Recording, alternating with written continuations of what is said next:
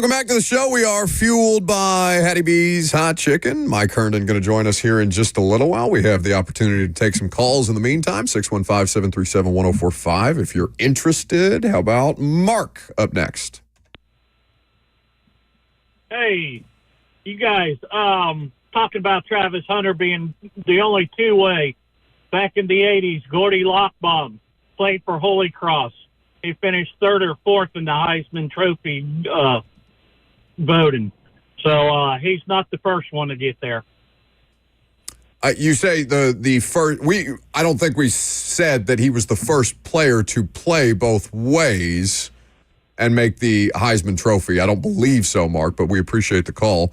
There is a lot of Gordy Lockbaum. Are you looking him up? Yeah. Yeah, obviously, none of the three of us were not alive in the 80s, so we would not have the proper context. He was drafted in 1988 in the 9th round to the Pittsburgh Steelers. You know, practice squad for them and the Bills for a couple years. And, he was playing for Holy Cross in the late 80s. Okay. Yeah, no, there have been plenty of two-way players in the world of college football, but not this. This is a different level of athleticism. And athletes have gotten significantly better over time, not just because of, as more time goes by, there are more scientific advancements as far as how to take care of yourself, rest, recovery. Obviously, there's never been a higher level of investment in college athletes that way for their success. And in the 80s, I'm pretty sure football players were still smoking cigarettes on the sideline, no? Pretty close? Maybe. I don't know. Maybe they were still smoking cigarettes on airplanes in the 80s. Go backwards a couple more decades. Are you sure? Maybe. Yeah. Okay. That's right. 615-737-1045 is the number. Bert just came in here spouting off conspiracy theories about the Cowboys and Jerry Jones and him actively trying to tank the season for the ability to secure either Shedeur Sanders and Deion Sanders as his coach or Travis Hunter with one of the top picks in the NFL draft, which would, I think, be an interesting play, and it would certainly make a lot of sense for business. And Jerry is business-centric, but that would, I think, give Jerry a lot more credit than he deserves right now. And we'll save our Jerry criticisms for when we get to the dumbest thing in sports this week tomorrow at 11 a.m. So the conversation that we're going to have with Mike, whenever Mike becomes available to us, is that the idea of Will Levis earning back trust, earning back not just trust for the remainder of the season, because, again, there are still 8 more games to be played, and as long as he's healthy, he's going to play. The situation with Levis, though, becomes more interesting if there becomes a conversation, if he makes it a conversation about being the Titans quarterback beyond this year. Now, Sunday, I'll tell you, Sunday was a step in the right direction for me in this sense alone, okay? My position on Will Levis is that I don't trust him as far as his decision-making on the football field. Very specific, but of consequence. Will Levis did not give me any reason to not trust his decision-making on Sunday in Sunday's game against the Chargers, though it, again, was an insufficient performance, and he was not able to dig his team out of a hole. In fact, he helped dig the hole a little deeper with the sacks that he took and the misses that he had in terms of what was available, plays that were available to be made for him on the field. That is also a part of the trust factor here, but specific to the decision-making, Will Levis did not give me a reason to outright, or at least did not take a step backwards in ways that he had in the several weeks previous. So we'll ask Mike Herndon that same question. Mike Herndon joins us now at Mike Herndon NFL is where you follow him. You can hear him on the Football and Other Efforts podcast. From time to time, you can read him at paulkaharski.com. Mike, is there anything that Will Levis can do to earn back your trust as far as being the Titans' starting quarterback in 2024 and beyond?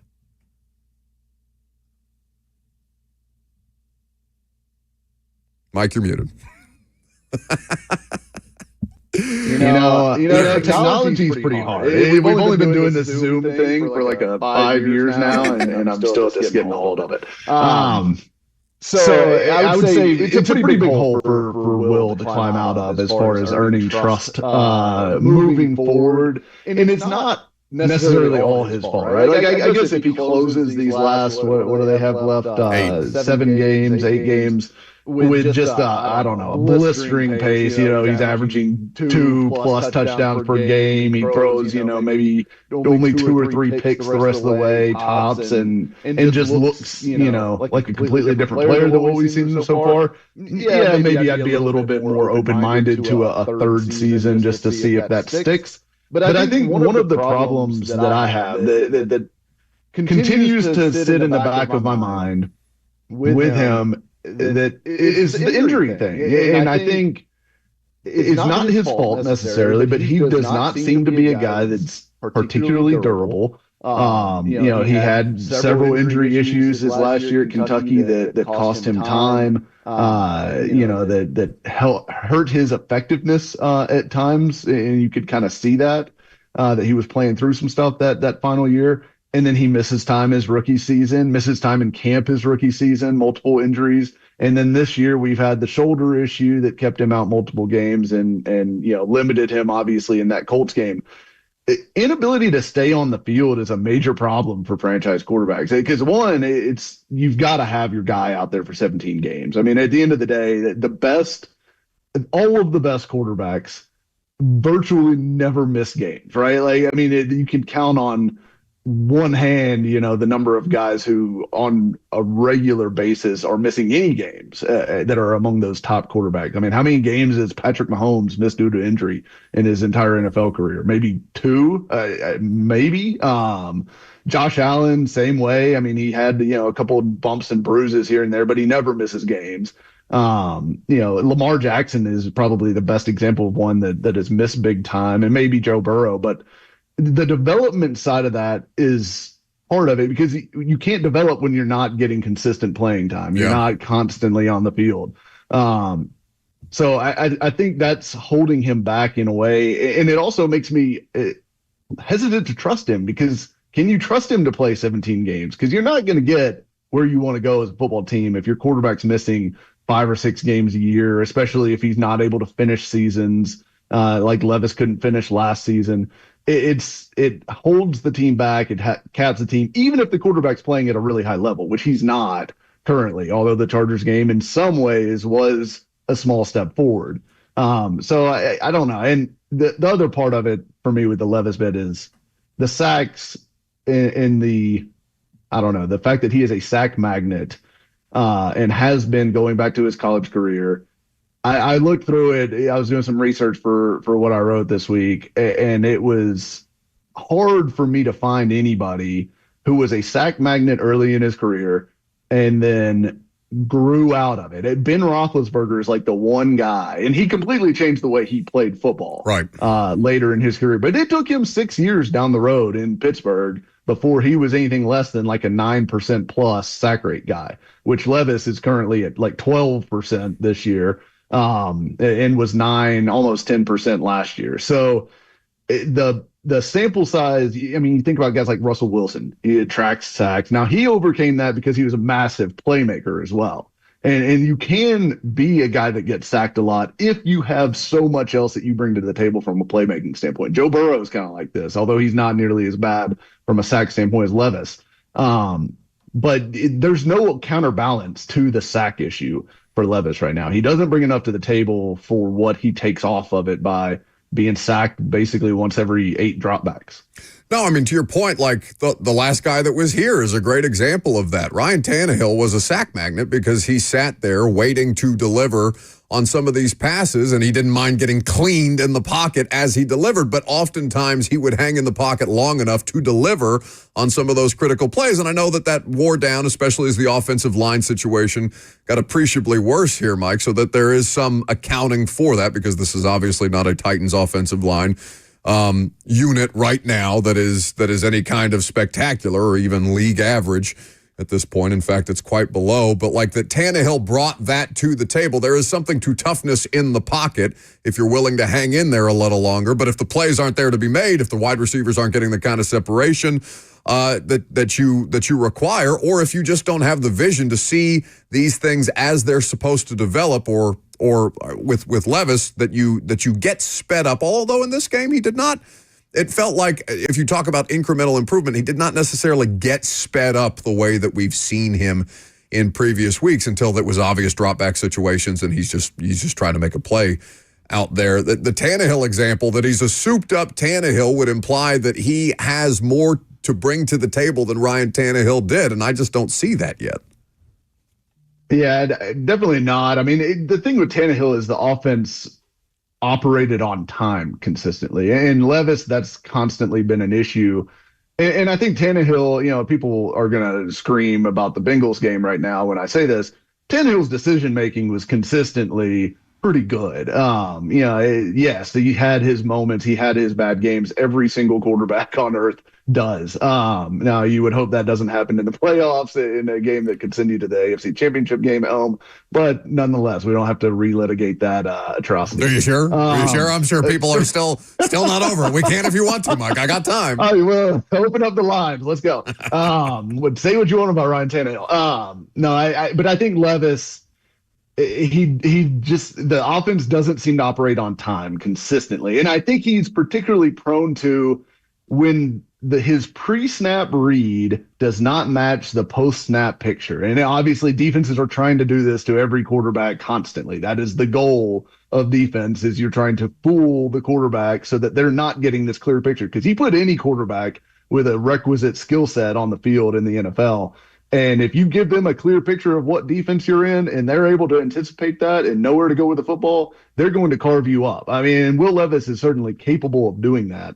I think the problem is when the picture changes post-snap. When you get a zone blitz and you get the Emmanuel Ogbah in Miami dropping into a spot that he's not necessarily anticipating pre-snap based off of his read, he is just not showing the ability to process and get through that in a efficient way to where he's on to, okay, I know that if this is what they've switched to, this is what I need to go to next. This is my answer to that. He doesn't know the answer when the picture changes, is what it appears to me. And I think every time he gets fooled, he either ends up holding the ball and taking a sack, because he's just trying to look and see who's open, try to just visually process rather than feeling it and moving quickly.